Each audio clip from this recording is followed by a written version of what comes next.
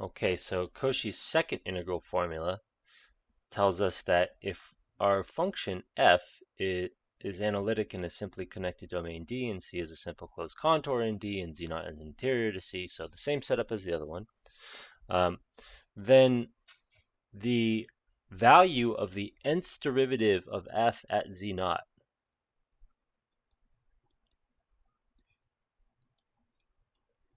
is a contour integral, and it's the contour integral on the right. Now this contour integral exists because we can parameterize, and the integral itself on the right exists, and so in particular, the integral on the value of the left guy exists. Okay, so this is wild. So all we did is we imposed that f was differentiable once, differentiable in a neighborhood once. And what we get from that is f is actually differentiable as many times as you want. Right? The value of the nth derivative at a point z naught interior, well, in the domain is circle that point z naught with a circle centered at it, a small enough radius so it fits in the domain, and then compute the contour integral. Okay? Now, that's all fine and good, but in particular, what we learned from this is that the left-hand side exists. And I'm going to give you an idea. Again, this is just a sketch for what happens. Let me say sketch when n equals 1. And then if you were interested, again, you can look in the book. And the general case is by induction on n. So there's two quantities here. So when n is 1, oops, what this tells us is the value of the first derivative at z naught is 1 factorial, which is 1, so it's 1 over 2 pi I, integral over c f of z over z minus z naught squared. Okay, so that's what we're trying to get at. The left-hand side, you can compute using a difference quotient. So limit delta z goes to 0, f of z naught plus delta z minus f of z naught over delta z. And the right-hand side just is what it is. So you work on the left-hand side for a little bit. By the Cauchy integral formula, each of these values are computable with an integral. So the first value, this f of z naught plus delta z, is given by if delta z is small enough, it will fit inside the contour C, so we can use the same C. F of z over z minus z naught plus delta z, dz. And the other one is going to be f of z naught, so that's also 1 over 2 pi I, contour integral over c f of z over z minus z naught dz.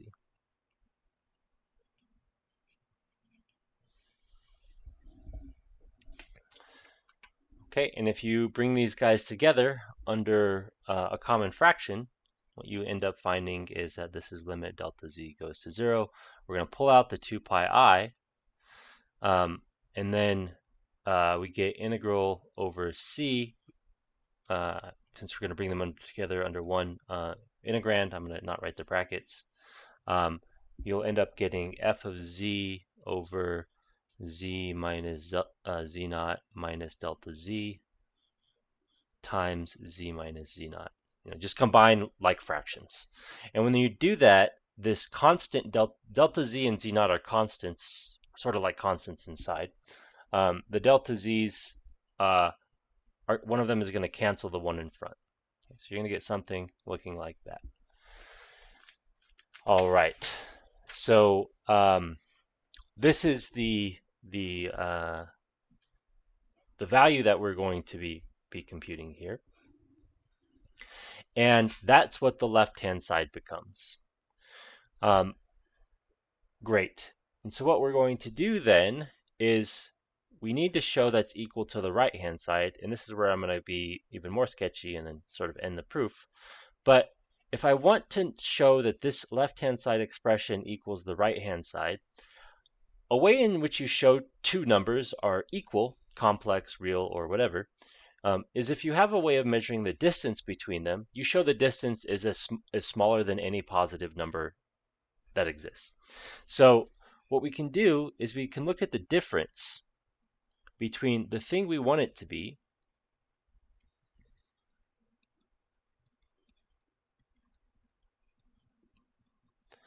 and the expression that we're going to be computing in the limit.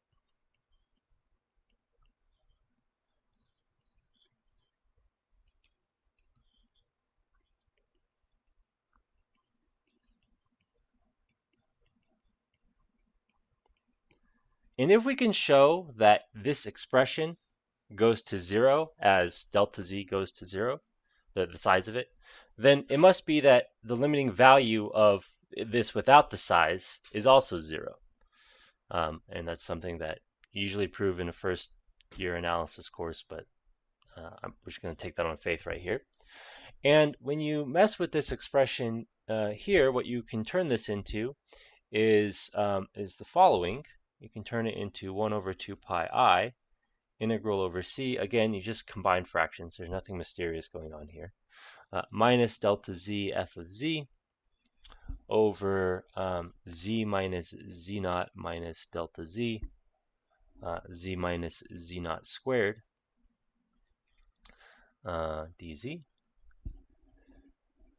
And this one you can show is bounded above, let me get rid of the limit for a minute.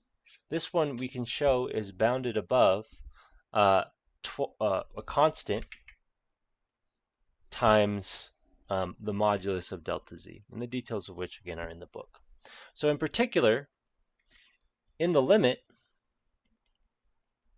so delta z goes to 0, what happens is the right-hand side computes the derivative. So this computes f prime of z naught, and there are no delta z's in the left guy. So we get 1 over 2 pi I integral over c f of z over z minus z naught squared dz. And the right-hand side, well, first of all, it exists and is equal to this one. So I'm just going to say equals. Oh, shoot, I'm missing it. I have an extra 1 over 2 pi I here somewhere, I feel like.